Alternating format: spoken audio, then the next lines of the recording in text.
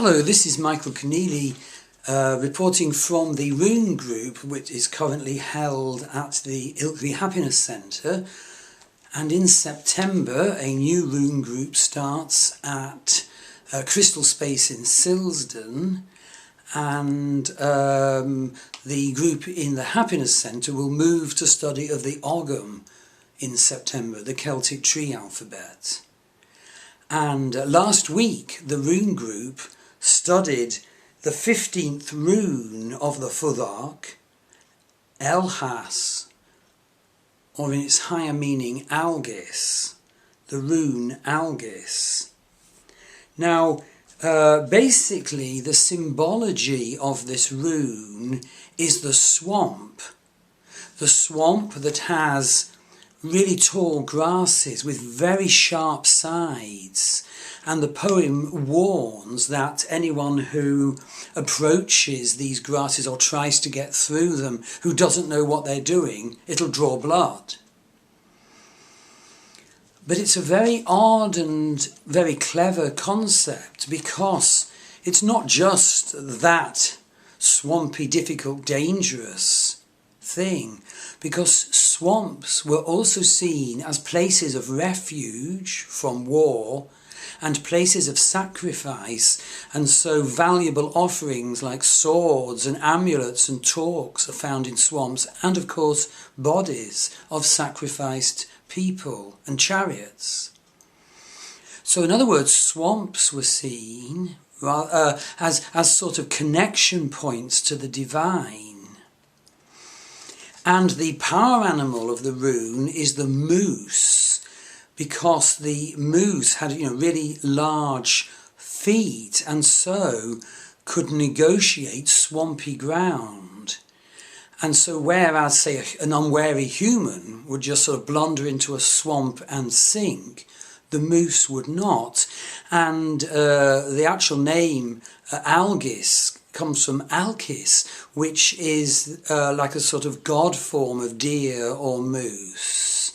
A deeply shamanic power animal. So what's it all about? Well, basically it is about using spiritual power, getting to know oneself so that one can go beyond self to the God realm, putting a first foot on the Bifrost Bridge which leads from Midgard to the God realm. And yes, a swamp is very dangerous. Nothing is as solid as it seems. But it can be a place of refuge, and the moose can negotiate it. So it's all about the spiritual path. And so many of us approach the spiritual path wrongly. Obviously, in the first and early contacts with spirituality, we might have a very imprisoning spiritual form, a very restrictive one, whether it's some form of Druidry, some form of Hinduism, some form of Catholicism. There's many ritualistic, imprisoning spiritual forms. Another big danger is ego. And so often, as Hinduism knows, people who are at the early stage of psychic awakening, of contact with intuition, the gods and angels, go into ego.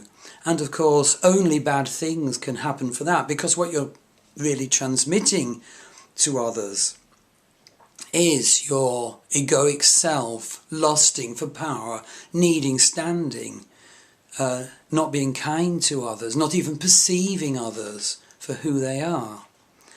So there are ever so many dangers on the spiritual path, just as there are ever so many dangers approaching a swamp.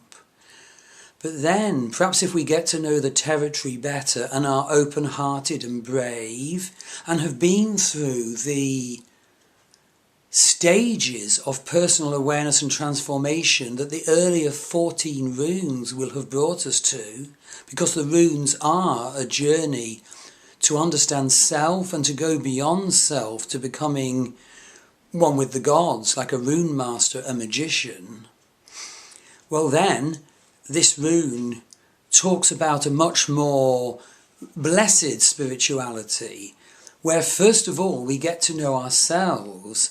And as I said in my video on the rune payoff, the Norse had a ninefold concept of self.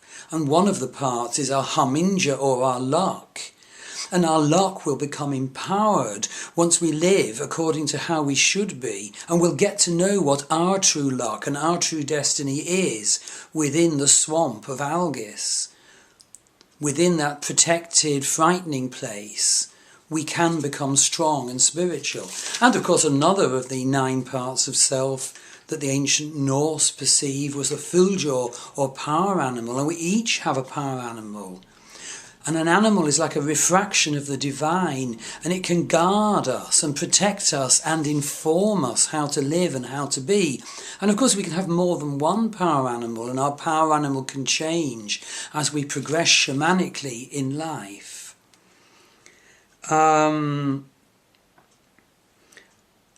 So a complicated rune, but one with a very simple meaning. Namely, that our spiritual destiny means we have to go through initial dangers, initial confusions, and tread on very swampy ground before we discover the truth, of what reality is and what our particular path is within reality.